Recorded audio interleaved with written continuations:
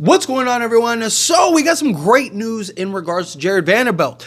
He's really starting to ramp things up. He should be pretty close, right around the corner, right, to a return. Obviously, the sooner the better, because the sooner he can return, the more time he gets to kind of ramp up and get back to being the Jarred Vanderbilt we know and love. I imagine it's going to take him a little while to really kind of shape into the Jarred Vanderbilt that we're familiar with. Obviously, you want to take your time. Last thing you want to do is rush him back, or you spend all this time waiting. I mean, it's been like a year and a half, right? It's been a full calendar year since the last time he played, or almost full calendar year since the last time he played. So it's just like, you're already waited this long. You might as well continue to wait.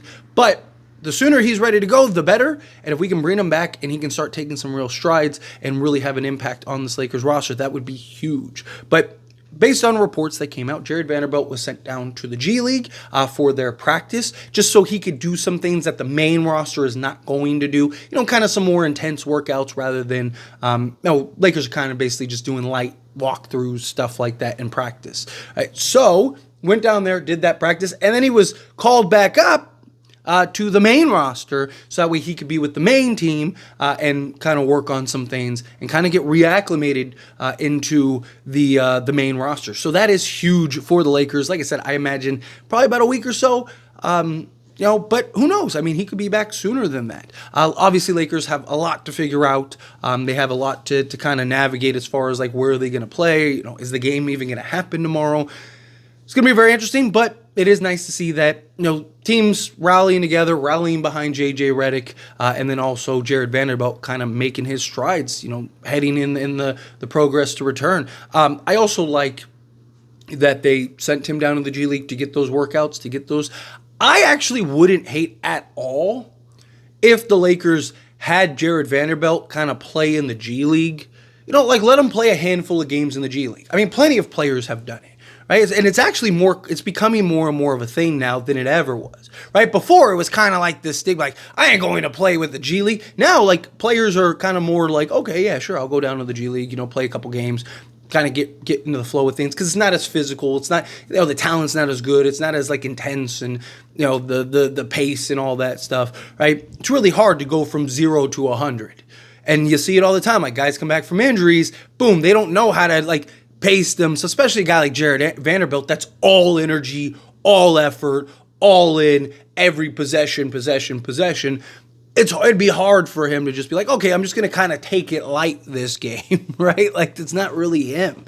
And that's what we love about him, right? So I don't hate the idea of having him be in the G League, let him get some reps in the G League, let him play a couple games in the G League, and then bring him up to the main roster, let him play, a handful of games in the main roster, and then just kind of, continue to evaluate him, because we need him, right? When he gets back, I don't imagine he's going to be anywhere close to the Jarred Vanderbilt we know and love, right? He just came off of 2 foot surgeries, right? I don't even know if his cardio and stuff is quite there yet, right? You got to imagine him probably laid up in bed, or on the couch for a month or longer, right? I don't think he was taking 1,000 jump shots a day and doing all this crazy stuff and working on his, his cardio and stuff. I mean, I'm sure he started to. I'm sure he's, spent the last, month or whatever towards that. But he didn't have the entire offseason, right? He was recouping. He was resting. He was working rehab, learning how to walk again, essentially, after, 2 foot surgeries. So it's a whole process that I don't want to see him rush back. And now he's trying to go 1,000%. And he ends up hurting himself, or, just ends up never is able to kind of get back to that guy, which is why I think the idea of the G League is just makes some sense to kind of let him build up his cardio and things like that, because we need the best version of Vando. As long as he gets back to that around the playoffs, I'm okay, right? Because even let's say it takes him 2 months or whatever. Right, because you also got to think he's probably going to be on minute restriction. They're probably going to manage him, which is fine. I'm all for just Vando kind of being an assignment guy, kind of being placed in spots, right, little 3 to 4 minute increments in each quarter, right. First quarter through fourth quarter, he's just playing 3 to 4 minutes a game, and look, see that guy over there? Shut him down. I don't care about anything else. Just get make sure that guy doesn't score, right? And he can just kind of exert his energy in little doses. Maybe it's 2 minutes a quarter, whatever, right? Just little like pockets where, it's not so he's not playing 30 minutes a game, right? Obviously I'd love for him to kind of get to that point where he's playing, 20 minutes or so, and he could just be all in, right? Give me 5 minutes a quarter. That would be fantastic. But if you could kind of cut that in half, 2.5 minutes, 3 minutes for now, and then slowly, a month from now it's 3 minutes, and then a month from now it's 4 minutes, and then we're getting closer to the playoffs, and it's like, okay, 5 minutes, and he's ramping up, and now he is the Jarred Vanderbilt we know and love going into the playoffs. That would be huge for the Lakers. I mean, huge, right? Jarred Vanderbilt returning by him, like he doesn't like all of a sudden Lakers are a contender, but the Lakers are going to be much, much better, right? If we can get that version of Jarred Vanderbilt back, right? We don't know what version. I mean, it's possible that he never gets back to that way. Again, we've seen plenty of guys have foot issues or foot surgery and are never able to return, or sometimes it's career-ending, right? I hope that that's not the case, knock on wood. I hope that he's able to come back and really kind of just jump into the swing of things and be that guy for the Lakers eventually, right? Like at some point this season. I imagine that, like, hey, he'll come back and he might play 2 games and then have like a game or 2 off. Don't be shocked about that, because again, I imagine he's going to be under restrictions, he's going to be under management, all that stuff. So just something to keep in mind, like, oh, Jarred Vanderbilt played 3 games and now he's not playing. Like, oh, see, like, no, like that's probably going to happen quite a bit, particularly early on, right? Like we need him playoff time.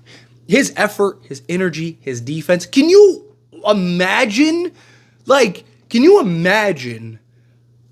Dorian Finney-Smith and everything we've seen him do and the way that he impacts the game and how much ground he covers alongside Jarred Vanderbilt with Anthony Davis backing him up?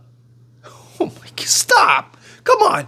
Right? Like that'd be fantastic. Right? Like just those 2 demons just going after folks. And then you got, Anthony Davis in the background just waiting. Like, good luck. If you get past the pit bulls, right, now you gotta take on me, right? Like, oh my gosh. Like, I get excited for that. Because it's just the defense that and just the ground that those 2 would be able to cover.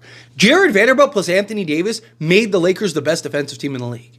Imagine Jarred Vanderbilt plus Anthony Davis, and then add in Dorian Finney-Smith. Oh, and then add in a Max Christie. And if the Lakers get like a Bruce Brown or something like that, Lakers could have the best defense in the league. Like within the next month. Right? Like that's huge for the Lakers. Obviously they need to figure out the offensive issues and offensive struggles, but like I really like things are starting to benefit. Things are really starting to look up for the Lakers, right? You got Dorian Finney-Smith. More trades are expected to be coming. Right, probably a backup center and a guard to some capacity. Right, you're getting Jarred Vanderbilt back. Hopefully, eventually, you'll get Christian Wood back at some point. Because he's a guy that could help the bench. He's a guy that can kind of bolster the bench, particularly on the offensive side of things. But Jarred Vanderbilt, he impacts the game in so many ways. Right, like people always talk about his offense. He impacts the offense a ton. Just not in the traditional sense, right? He doesn't impact the offense as like he's this like 40% 3-point shooter or anything. But defensive rebounds, offensive rebounds, turnovers, live ball turnovers, getting defensive stops. All of these things lead to more offensive opportunities for the Lakers, which lead to better offensive production, right? And so having Jarred Vanderbilt out there, and look, Darvin Ham was able to figure out how to get Jarred Vanderbilt to be a 10-point-a-game guy, double-digit scorer. I'm sure J.J. Redick could figure out how to get him 8 to 10 points. In a perfect world, I'd love for him to shoot like respectable 34, 35% from three-point range would be perfect. But realistically, I don't expect that from him, right? And I don't think he's going to play 30, 40 minutes a game, right? Like he's probably coming in just to kind of be that monster that the opposing team has to deal with for, like I said, little pockets each game. Yeah, he's coming in, he's playing 20 minutes at the peak, and he's just that pressure, that hound that is on the opposing team's best player for 5 minutes a quarter. And that's all you're looking for him to do. Right? Like, you're not looking for him to come in and be this 25 point a game guy or anything like that, right? Like, you need more than, like, there's more to basketball than just offense, right? A lot of people just look at it. I get comments all the time from people that are like, oh, like, why would we get this guy? This guy only averages 6 points. Like, Alex Caruso averages 5 points, 3 rebounds, and 2 assists, and every team in the league would trade a first-round pick for him right now, because it's not about what he provides on the offensive side of things. It's about all the things that he does: the defense, the rebounding, the hustle plays, the dirty work, right? Vando gives you that. Jarred Vanderbilt is arguably the best perimeter defender in the entire NBA, if not the best. I mean, his stats, eye test, everything backs that up. I mean, go look at his numbers versus your favorite stars in the league. I mean, it's like astonishing, like genuinely. So I'm really excited for Jarred Vanderbilt to come back. I'm really excited that he's kind of working and has gotten some practices in. Again, I wouldn't mind letting him get a stint or two in the G League, kind of let him get a couple games under there before bringing him up to the main roster, main league. But obviously, the sooner or the better. But anyway, as always, this is a discussion. Pass a question on you. Let me know your thoughts and opinions down in the comments below. What do you think? How do you feel? What are your thoughts? You excited? You not? You kind of mixed in the middle? Think he's going to have a real impact? However you feel, whatever your thoughts are, I appreciate it. Let me know down in the comments below. That being said, if you haven't liked this video, hit that like button. Helps me a lot. So we enjoy these types of videos, and I truly appreciate it. Not subscribe to the channel, hit that subscribe button, turn on the bell notifications. Appreciate y'all. See you in the next one. Thank you.